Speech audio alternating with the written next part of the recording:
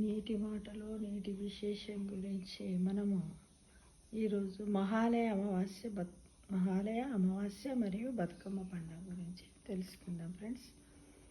బతుకమ్మ పండుగ ఏ రోజు నుండి ఆడుతారు? బతుకమ్మ పేర్లు ఏమిటి? భాద్రపద అమావాస్య అక్టోబర్ 2 నుండి దుర్గాష్టమి అక్టోబర్ 10 వరకు బతుకమ్మ వేడుకలు ఘనంగా నిర్వహిస్తారు.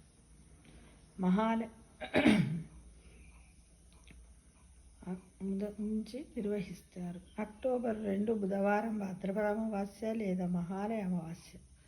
మొదటి రోజు ఎంగిలి పూల బతుకమ్మ మహాలయ అమావాస్య రోజు జరుగుతుంది. అక్టోబర్ 3 గురువారం ఆశ్వయుజ శుక్ల పాడ్యమి అటుకుల బతుకమ్మ, అంటే రెండో రోజు అటుకుల బతుకమ్మ. నవరాత్రి కలశ స్థాపన కూడా ఈరోజే దుర్గాదేవి పూజలు ప్రారంభం అవుతాయి. ఇంకొకటి ఆశ్వయుజ శుద్ధ విద్య రోజు ముద్దపప్పు బతుకమ్మ.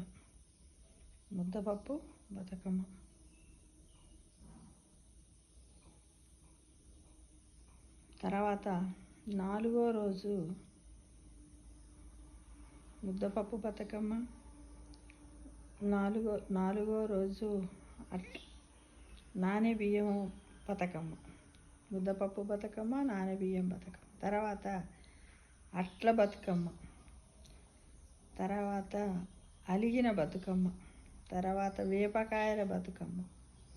7వ రోజు వేపకాయల బతుకమ్మ చేస్తారు.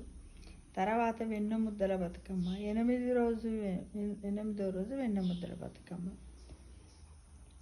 9వ రోజు సద్దుల బతుకమ్మ. అంటే బతుకమ్మ పండుగలో 9వ రోజు సద్దుల బతుకమ్మను జరుపుకుంటాం మనం.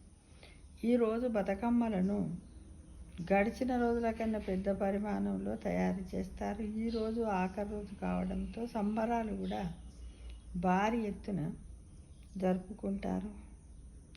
ఆడి పాడిన తర్వాత తీసుకెళ్ళి నీటిలో నిమజ్జనం చేస్తారు. దాన్నే మనం ఏమంటాం? దుర్గాష్టమి అంటారు. అయితే దీని వెనుక చాలా కథలు ఉన్నాయి ఫ్రెండ్స్. చాలా కథలు ఉన్నాయి. ఆ కథలు ఏంటంటే, జగన్మాత మహిషాసురుణ్ణి చంపిన తర్వాత అలసటతోట మూర్ఛపోయిందట. అయితే ఆమెను మేలుకొల్పేందుకు స్త్రీలంతా ఏం చేసిరట? గుమ్మిగూడి ప్రార్థించిరట. అప్పుడు బతుకమ్మ అంటూ పాటలు పాడారట. సరిగా 10వ రోజు ఆమె నిద్ర లేచిందట. అప్పటి నుంచి బతుకమ్మ వేడుకలు జరుపుకుంటున్నారని ఒకటనమాట. ఈ వేడుకలో అలిగిన బతుకమ్మ రోజు మినహా మిగిలిన రోజుల్లో అమ్మవారికి రోజుకో నైవేద్యం సమర్పిస్తూ ఉంటారు. అయితే ఈ వేడుకల్లో పాల్గొనే తెలంగాణ ఆడబిడ్డలందరూ ఆనందోత్సాహాలతో ఈ బతుకమ్మ పండుగ జరుపుకుంటారు అన్నమాట. ఈ విధంగా బతుకమ్మ ఎన్ని రకాలు? 9 రకాల బతుకమ్మలను తయారు చేస్తారు. ఇట్లా రకరకాలైనటువంటి కథలు కూడా ప్రచారంలో ఉన్నాయి. మనం ఇప్పుడు ఒక రకమైనటువంటి కథను మనం తెలుసుకున్నాం అన్నమాట. అందరికీ కూడా బతుకమ్మ పండుగ శుభాకాంక్షలు తెలియజేస్తున్నాను ఫ్రెండ్స్.